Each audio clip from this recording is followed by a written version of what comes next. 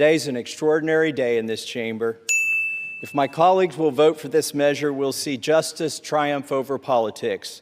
Truth will triumph over deception and obfuscation. Transparency will triumph over dark money. Partisanship will fall away to bipartisanship. Grassroots, the people, will reclaim the people's house with this vote.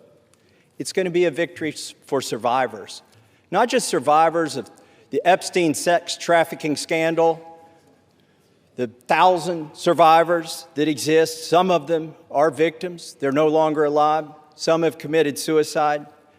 They share one thing in common. Their youth was robbed from them. Much of their lives were robbed from them, but they're claiming it back. We're going to help them claim that back. But it's not just a victory today, if this vote prevails, for those survivors. It's a victory for every person, man or woman, boy or girl, who's been victimized sexually in this country. Anybody who's been a victim of sexual assault, or maybe they've been victimized by a family member.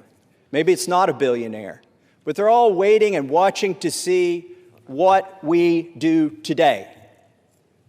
They're wondering, if I go to mom or dad, will anything happen? If I go to the sheriff, will anything happen?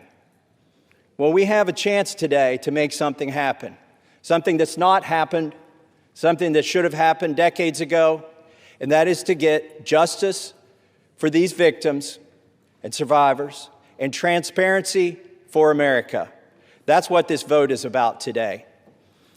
And I reserve the balance of my time. Gentleman from Kentucky reserves. The gentlelady from North Carolina is recognized. I reserve. Gentlelady reserves. Gentleman from Kentucky is recognized. I now yield 5 minutes to the gentlewoman from Georgia, Mrs. Greene. The gentlelady from Georgia is recognized for 5 minutes. Thank you, Mr. Speaker. I proudly rise today in a bipartisan effort to release the Epstein files, finally, after 5 administrations have covered it up. Earlier today, I attended the press conference where the survivors, they're not victims, the survivors of Jeffrey Epstein's sexual abuse and sex trafficking told their stories.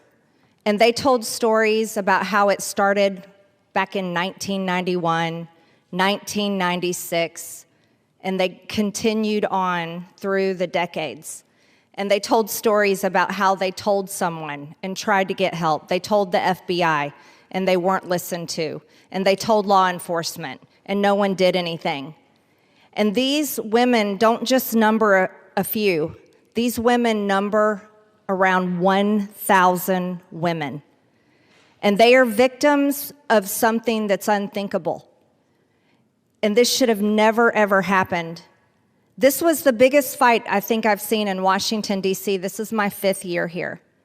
And this was a fight that we should have never had to wage. It should have been the easiest thing for every single member of Congress. It should have been the easiest thing for the Speaker of the House. It should have been the easiest thing for the President of the United States to release all the information, every single file, on behalf of these American women. These American women aren't rich, powerful elites. They do not have someone paying for their airline tickets or paying for their trips or paying for their expenses every time they try to do something to get this information out. These are your average Americans. And you want to know what the Epstein files represent? The cover-up represents to average Americans. It represents the failures of the federal government and Congress to the American people. And that is what people rose up about in 2024. They wanted and demanded transparency from their government and for Americans finally to be put first.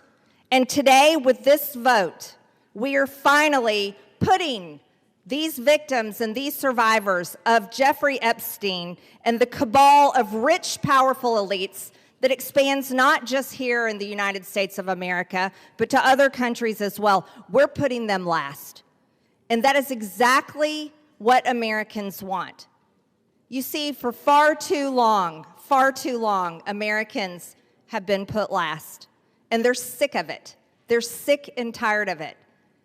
And this is why they don't trust Congress. This is why they don't trust the government.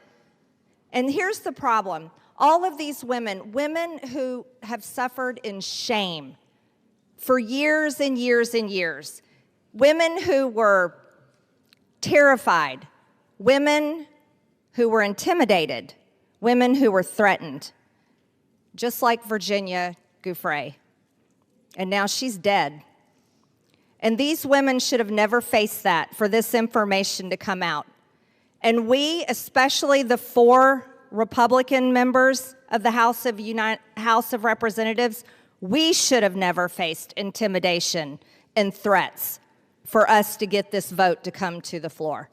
Never forget, there were 4: Thomas Massie, myself, Nancy Mace, and Lauren Boebert. We had to sign a discharge petition, and we had to fight through intimidation, and we had to endure it for months to push that discharge petition finally to 218 to get this vote to come out. This is what the American people are sick of, and rightfully so. Now, where does this go from here? The question will remain, will the Department of Justice release all the information? Will a judge in New York release the information? Will the CIA release the information? And will foreign governments release their information? Or will this continue after this vote today be a cover-up of the rich, powerful elites that bond together in sex and human trafficking abuse and all types of global business that enriches them but never serves Americans? The American people will know, and the victims, actually the survivors of Jeffrey Epstein, will know, because they know the list of names. And I remain dedicated to my promise to read those names here on the House floor if those women ever find them in a place that it needs to be done. I yield back to Mr. Gentlelady Massie. from Georgia yields back. Gentleman from Kentucky reserves. Gentlelady from North Carolina is recognized.